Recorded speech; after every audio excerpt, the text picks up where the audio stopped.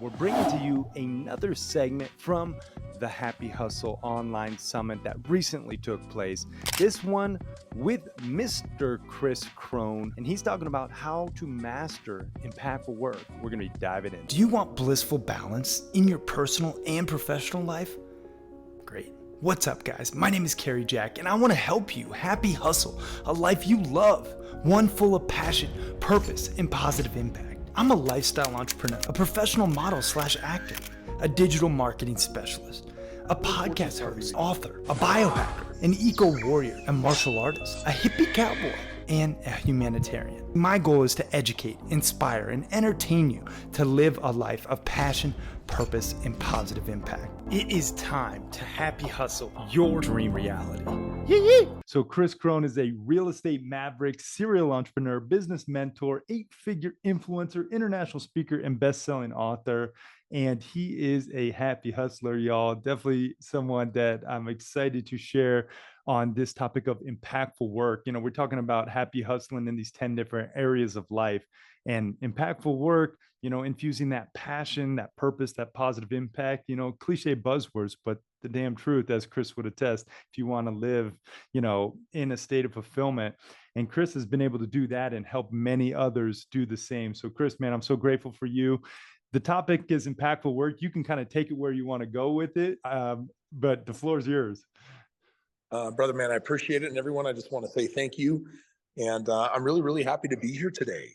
So, I just got back 3 months ago from Guatemala, and 3 months before that was in Mexico, and a month before that was in Mexico, and 3 months before that was in Ukraine for the third time.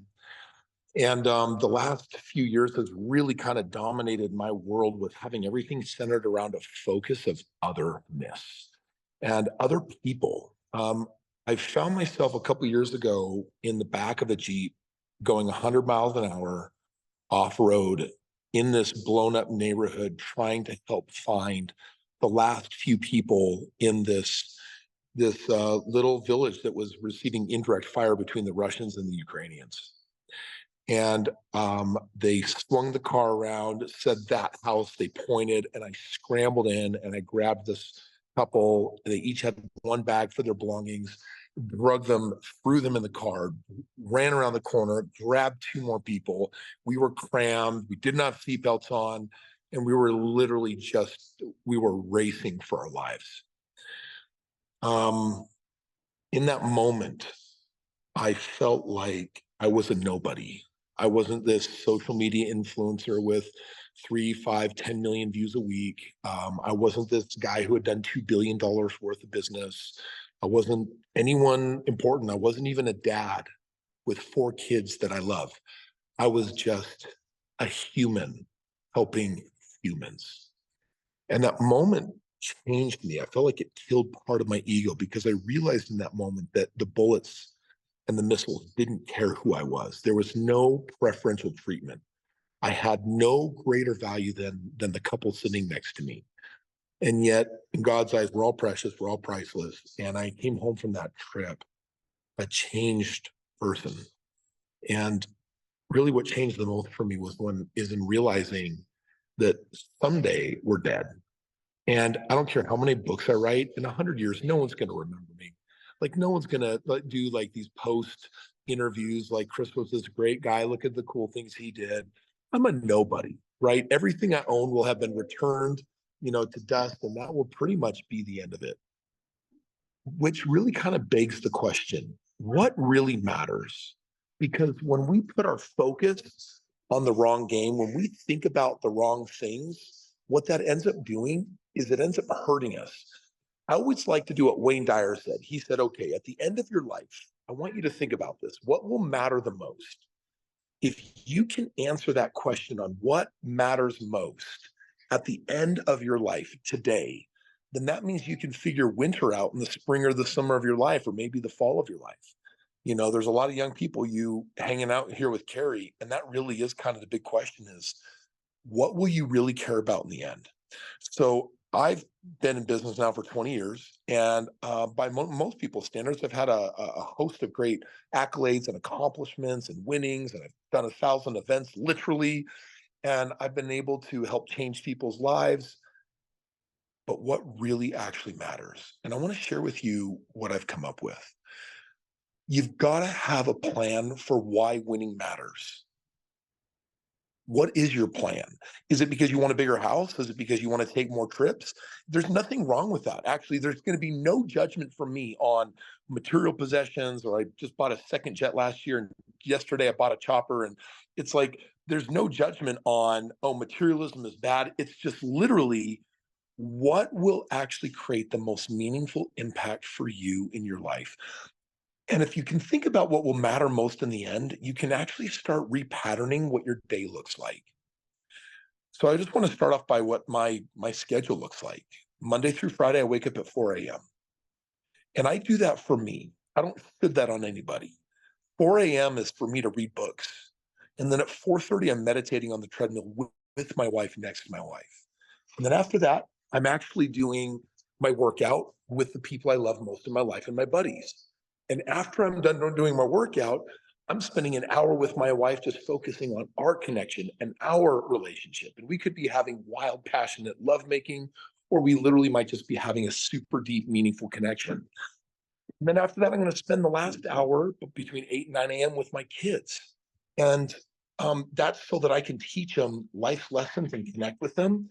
Because by the time 9 a.m. rolls around, I don't care what the day actually produces. What I care the most about is that everything that was important got done. Then Wednesday is Wife's Wednesday. Wife Wednesday, it's me and my best friend up against the world. We're going to go do Disneyland for a day, even though I live in Utah. We might take the chopper with our Surons to the top of a mountain, and literally have a romantic picnic, and then go trail riding and see if we can, take out our spotting scope and find some animals. Or maybe we're going to go serve in our foundation. It's just going to be an adventure. Friday is my kids' day. Saturday is my day. Sunday is God's day.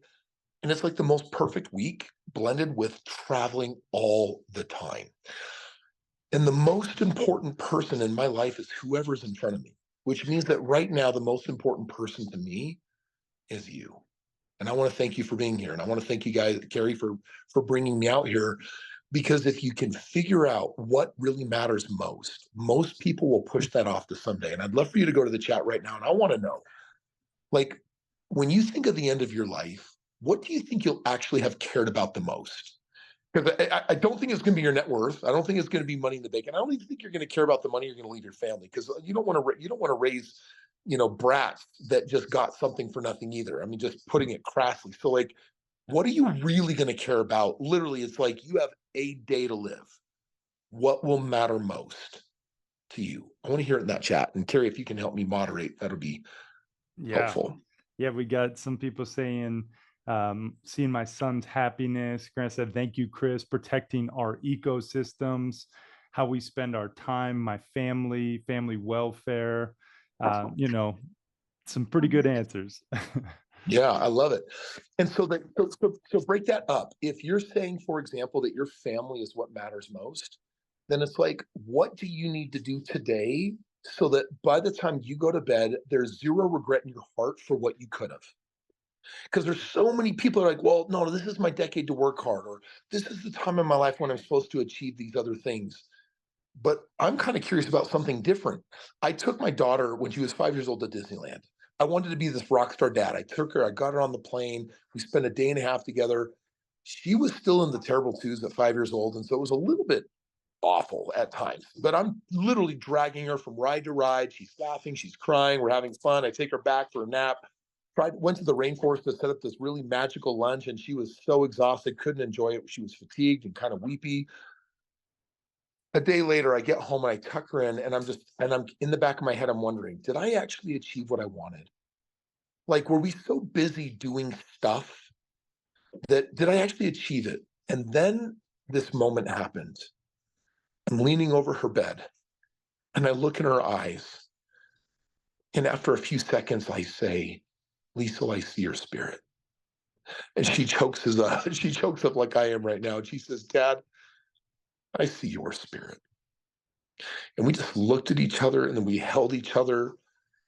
And then I tucked her in, and the moment was gone. And I thought, damn it, I did more good in that minute than I did in a day and a half of Disneyland. In other words, when you look at what matters most, Here's my invitation: build a model, build your world in a way where you can guarantee before your head hits the pillow that you'd rather die than not have done something that actually mattered the most. Impact doesn't start with the work you do with the foundation or stroking a six-figure check to go help people in need.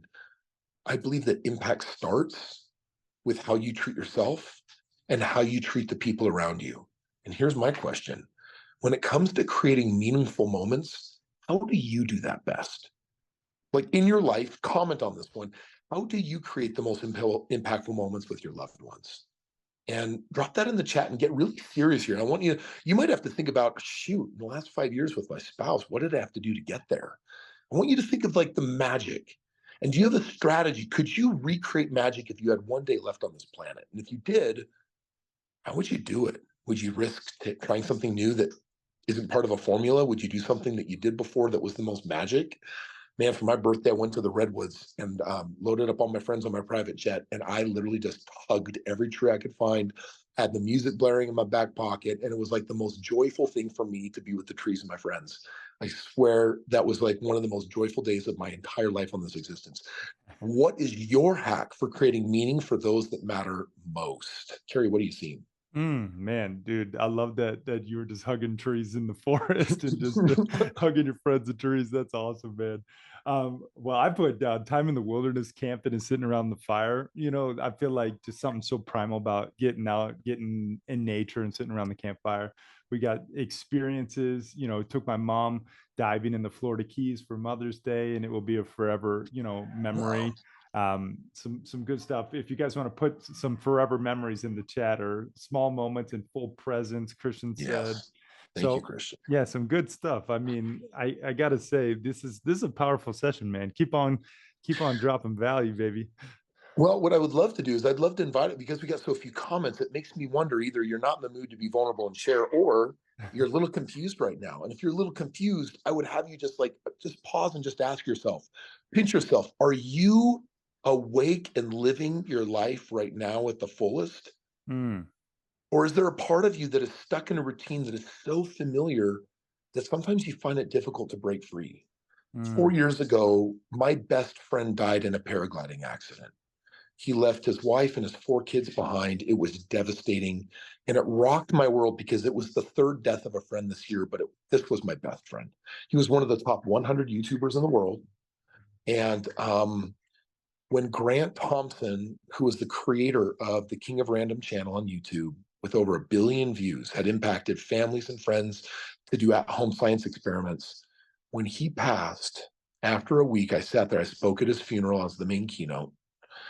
And then I grabbed a paper and a pen and I said, Kris, you're already so well off and so wealthy. Why are you not giving yourself permission to live your best life? And that's when I created my ultimate schedule that I just shared with you. That schedule in the last 4 years has not changed. Do you know why? Because it still remains the ultimate. And here's my question for you: what do you need to find your ultimate? Years ago, when I did my very first seminar, this woman came up to me in tears and she said, Kris, I need $20 million. I said, why do you need $20 million? She said, down the road, there's this vineyard and there's these apple trees, and it's $20 million if I want to buy it. And I love it so much. And I said, well, why do you love it?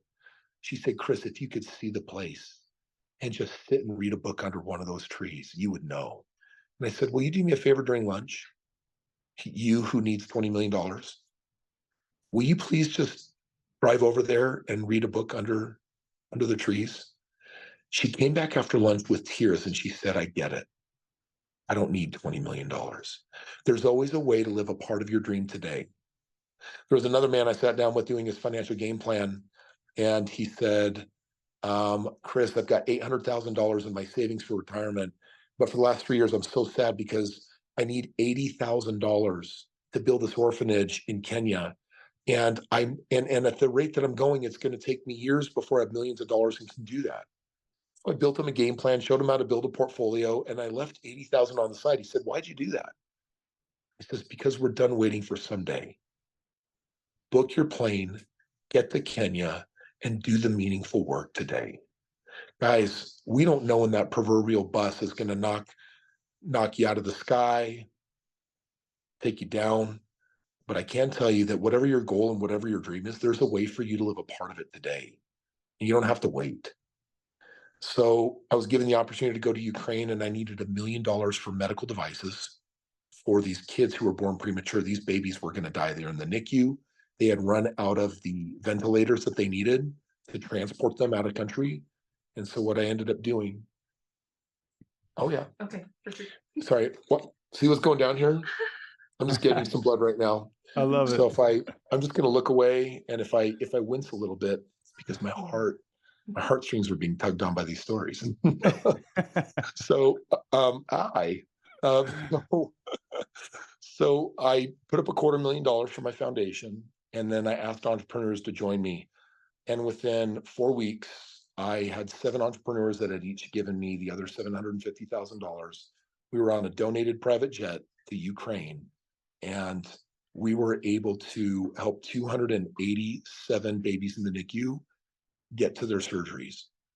There was one baby in particular that meant the world to me. It was baby Sophie, because when we were going there, they said, baby Sophie, she is declining, and she's so small, we had to get a serialized ventilator just for her. And so when I did the handoff to our 2 German friends that were going to spread these and disseminate all of this medical device equipment through these hospitals throughout the country, I pulled out Sophie's ventilator and I said, you get this to Sophie first. On our way leaving the country, I got the good news. Sophie got her ventilator. They immediately put her into an emergency ambulance. They got her out of Ukraine into Poland for her surgery. It felt like mission accomplished until I got a call the next morning. Sophie didn't survive her surgery. So many kids made it, she didn't. And I sat there and I wondered, was it all for nothing? And that's when I realized the rest of our missions are going to be dedicated to Sophie, because she's the one that is worth $1 million to leave our country for and go into an active war zone to make the difference. What is the difference that you need to make today? It might be small. It might be playing the unconditional love game with your significant other or partner or your wife or friend, or it might be that asking that question, how can I love you today? Whoa, whoa, whoa. Apologies for interrupting your programming, but I have to tell you, the best investment you can make in yourself is one in which helps you acquire skills. You've probably heard people talk about, oh, just invest in yourself and you'll be successful. Yes, that's true to a degree, but you have to invest in skills that will ultimately help you achieve your desired results. And I think one of the best skills one can possess, be it an entrepreneur or an aspiring entrepreneur, is the sales sword. Really knowing how to sell, utilizing pressure-free persuasion, which will make you more money and more impact. Now, if you want to know how to sell more efficiently and effectively, I just launched a sales course called The Proven Roadmap Process to Selling Millions of Dollars and helping you to increase your conversions guarantee. And you can get access to this new sales course that the Happy Hustle is launching at thehappyhustle.com/sales. And if you act fast, you'll get it at the lowest price it'll ever be available, because we are launching it and we want to gain amazing testimonials and social proof to further share this knowledge. So if you act fast, you can get it at the lowest price it'll ever be. That's at thehappyhustle.com/sales. Now let's get back to this episode. And then unconditionally giving it to them each and every day, asking for nothing in return, with a return from transactional love to unconditional love. It might be one of your children that you're ignoring, or a business partner that you need to take to lunch.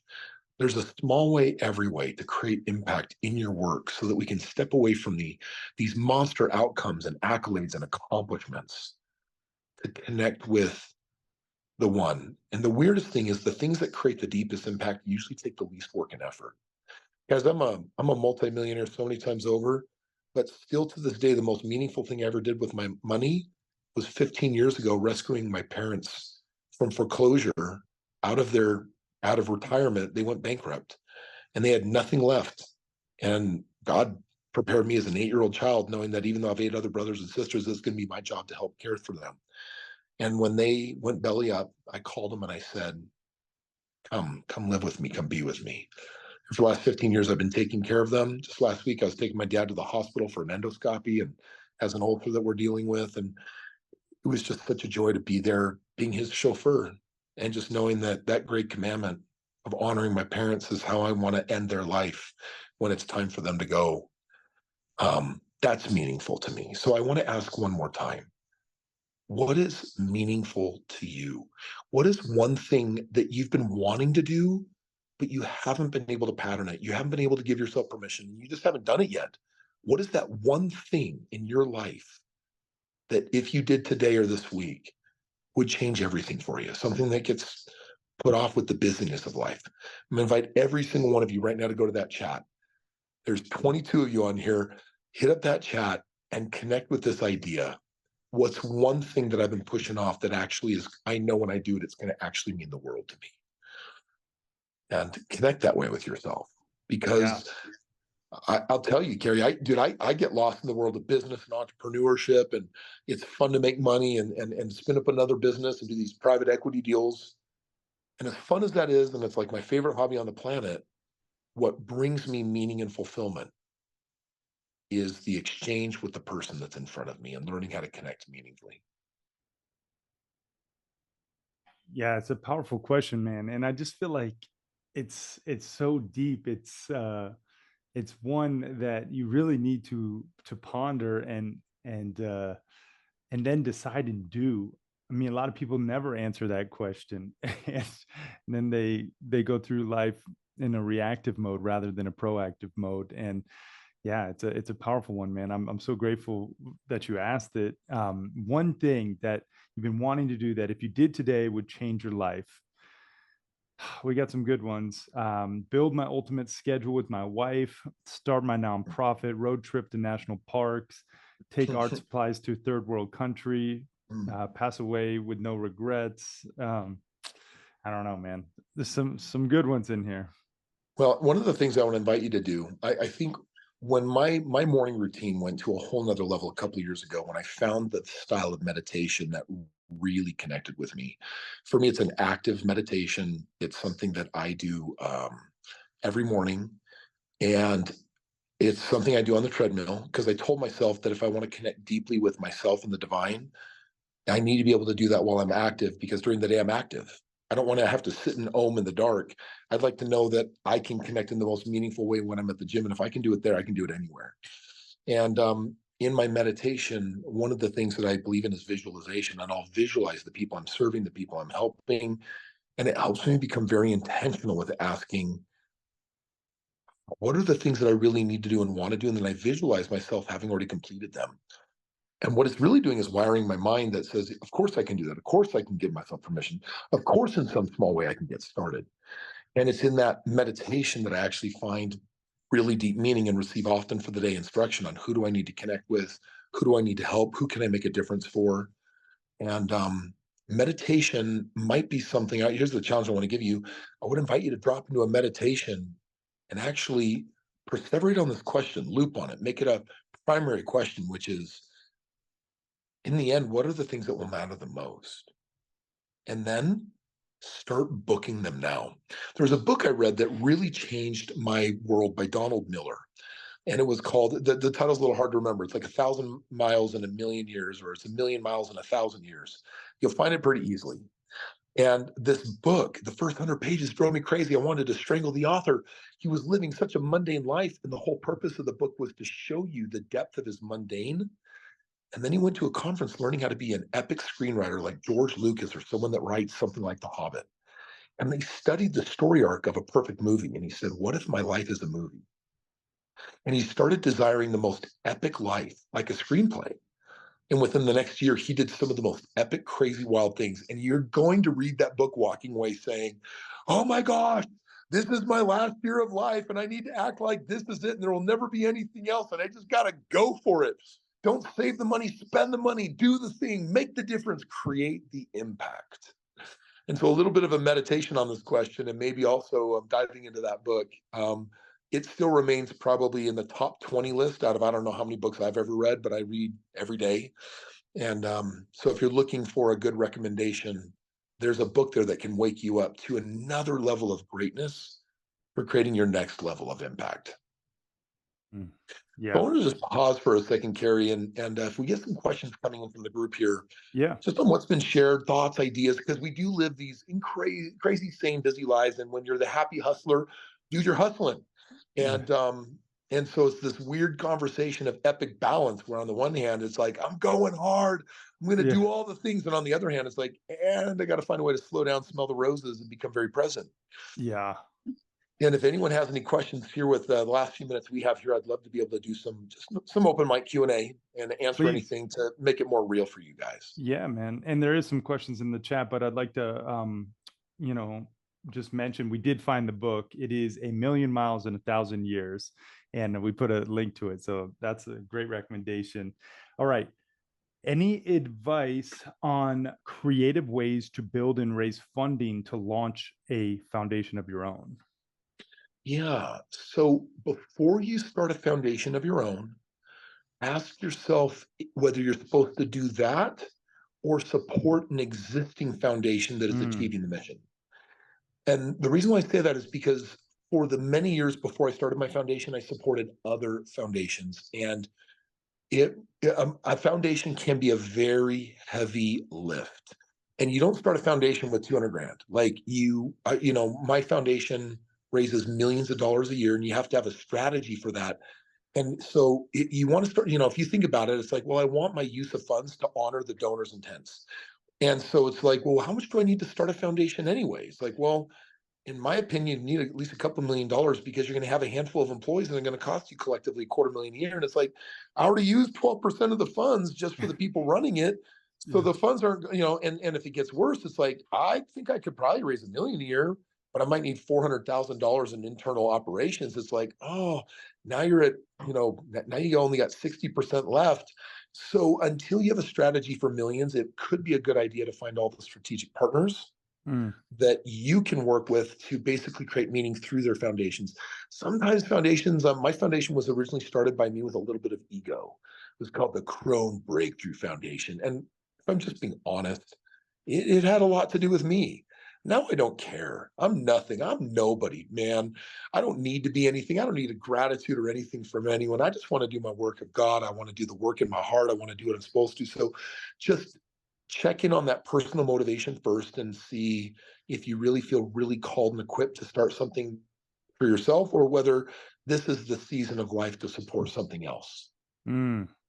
Man, that's powerful. What a great distinction. Can you support another organization rather than putting that energy into your own right now? And yeah, that's powerful, man. Another question, any resources on how to build your ultimate schedule? This is something my wife and I need. Yeah.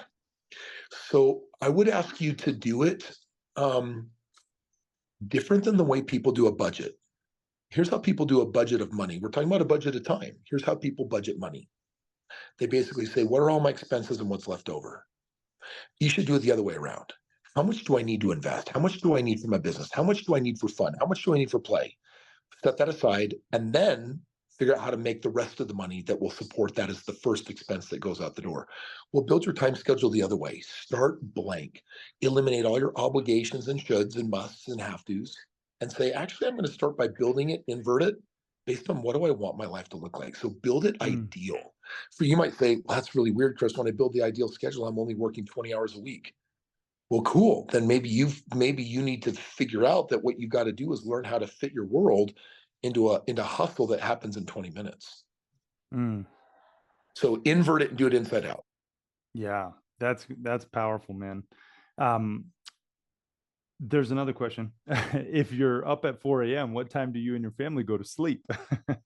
Well, everyone has a different body and everyone has a different sleep schedule. And I spent a decade of my life challenging my entire belief system so that I could figure out what I actually need versus all the stupid old wives' tales. So you shouldn't follow this schedule. But for me, Monday through Friday, I go to bed sometime between 11 and midnight, sometimes 1 in the morning. I average about 4 or 5 hours of sleep a night, usually 4. And Monday through Friday, my body is actually, I have energy all day long, just freaking stoked out of my mind. Saturday, I sleep in and get like 6 hours. And then on Sunday, I try to sleep 10 hours. Mm. And then Monday I start all over again. So I found out that's my biohack for my body. Yeah. Um, anyone, but what you start with is a lot of people that start with a lot of belief ideology, like, well, they say you need 8 hours of sleep, and I've tried sleeping less, and it's not good. I'm like, cool, then you need more. I don't care, like then get more. But at some point, if you're willing to challenge your belief system and the status quo, it might be interesting for you to find out what your body naturally likes and needs. I found my rhythm, and so usually I go to bed at midnight. I'm up at 4, and it works for me Monday through Friday, and I'm really happy. On Sunday, I will try to sleep for 10 hours. I usually only get to 8 or 9. Mm. But that's kind of what I go for. And that way I tell my body, you get to go hard on the sleep thing and go get as much as you can. And I'll wake up and I'll say, go back to bed. And I'll get up and say, go back to bed. Sometimes I go to bed and I like double dip on the melatonin. Like, I want you to sleep so hard. But I've done thousands of breakthroughs on my belief ideology. Everyone should Mm. learn how to question their thoughts because you actually don't know it's true. Here's the problem with humans. What we accept as truth are our preferences. Mm. So I prefer something and then I think that it's true. Bro, you've got an opinion. That's not true. Yeah. So it's like, oh yeah, my body needs 6 hours of sleep. How do you know that? Like, just question everything. I question everything to get to the real truth of the matter instead of all the weird ideas that everyone's passing around like viruses to each other. Yeah. Man, yeah, that's so true. Question everything. All right. How did you get your wife and family on board with your ultimate schedule or coordinate both your schedules? You don't have to get anybody on board. My problem was trying to get people on board. Mm. My problem was convincing my wife, you should go to the gym with me. You should do a bodybuilding competition. You should meditate. You should read this book. You know what all of my shoulds were? Personal rules for my life to be happy. So here's the other thing that humans like to do. We all have thousands, tens of thousands of ideas and decisions we've made that are our rule books of life that we are unaware of. And then what we do is we walk around shooting them on people. Mm. Well, your rules are for you and not for them. So I pray you will fail at getting people on board with anything. I pray that what you'll learn how to do is honor your own rules and desire for other people to honor theirs. And then to simply find people where paths ignite and cross. And with that crossover, we're able to engage and do things together.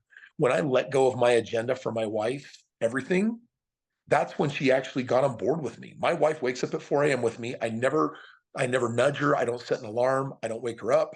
And this is a woman that used to believe that she needed 8 hours of sleep a night and now gets 6 and she's happy. She's satisfied. She sleeps from 10 to 4. And after she goes to bed, I get a couple more hours of Kris time, which I love because I'm not done yet. I'm going to read, learn, relax, have fun, whatever, and chill out. And so now my wife meditates. Now here's what my wife did. She watched me meditate and she's like, oh my gosh, you're getting some crazy results. And I said, well, if you like sometime I can guide you through meditation. She didn't take the bite and I didn't have an agenda. So I didn't care. A week later, she's like, man, that meditation is cool. I said, well, if you ever want to, I can do it. The next morning, she shows up at the gym at 4 a.m. She says, guide me. She bawled for 30 minutes straight and Mm. has never stopped coming to the gym, and now she guides her own meditations. By the way, it's just a gift, Carrie, for you. If you'd like, I can take my guided meditation and drop that as a gift for everyone here. If they want to try a different approach to a powerful morning meditation, it's a 30-minute meditation. I'll just happily give Yeah. it to anyone here that thinks they might appreciate it. Heck yeah. Let's go, Kris. That someone said that. I would love that myself, but I know, and everyone watching the replay, I'm sure would love that too. So definitely. I'll Yeah. drop you the link after the call and you can share it.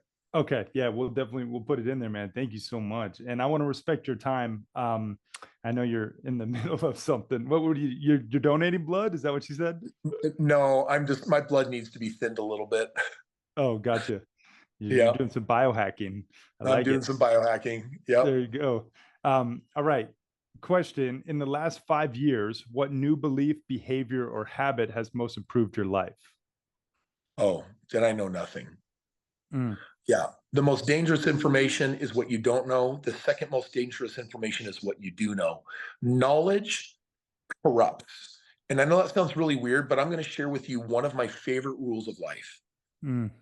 I used to wake up early and turn my brain on, and then when I went to bed, I had a hard time turning my brain off. My Mm, brain now, it does not rule my world. I am not in my head. My brain has office hours, and it's generally only Monday through Friday between 9 and 5. And again, I don't work a 9 to 5 schedule. I literally allow it to use critical thinking between 9 and 5, and that's it. That means when it's 4 a.m. and I get up and I'm lifting, and my buddy says, "Hey," because I lift with my CEO. He's like, "Hey, something happened at work, dot, dot, dot." And he already knows I'm going to give him one look, and he's going to say, "Oh, sorry, sorry. Never mind." My wife, like, she's like, "Oh, Kris, tonight we were going to hang out with," and she's like, "Oh, sorry. I know we don't do logistics till 9." So I disengage my brain for the first 5 hours of the day, and I disengage my brain for the last 7 hours of the day. And here's why: your brain is not your highest functioning activity. Your soul is. Your intuition is. mm, Not your brain. Your brain is going to f you up because, first of all, it's only capable of arriving at decisions that it has in the past. So what we do is we are these robots that just repeat more of what we've ever done before. And I've just learned that in your head, you're dead. That was a Tony Robbins thing. And I've learned that your brain doesn't know how to be happy. I would rather be a happy hustler. And to do that, I have to limit the use of my brain. 70, 80,000 thoughts a day. Most of them are not productive. They need to be channeled. I'm here to control my thoughts, guide my thoughts, direct my thoughts, not let them do the reverse and guide me. The tail does not get to wag the dog. So in the last 5 years, I think the biggest thing that I've shifted, I'll say two things. The first one is that my brain is super limited by how it gets to be used. The second thing that I changed is that I prioritize fun like nobody else's business. If it ain't fun, I'm out. Like when I say I bought a chopper yesterday, I'm mounting a fully automatic rifle, like right under the seat. It's got trigger control right on the top. I'm putting in harnesses so that the doors can come off and we can shoot out the sides. Um, and I added for my surrounds, I've added on the sides of it the ability to add 4 surrounds so that we can go places, drop our e-bikes and just blaze at 40, 50 miles an hour through nature. And like, so that thing is like priority number one is yeah. fun. When we go anywhere, my friends all know I have two rules: have fun, and the second rule, have more fun. And so in the last couple of years, we're having serious talk here, but Yeah. dude, if I'm not smiling, if I'm not happy or telling a joke most of the time, dude, I'm out. I'm doing it wrong. Yeah, man, I love that. That is some powerful things to end on. And um, wow, this has been awesome. Where's the best place for people to follow you and find you online, Kris? I mean, I know you're everywhere, but anywhere and any place specific?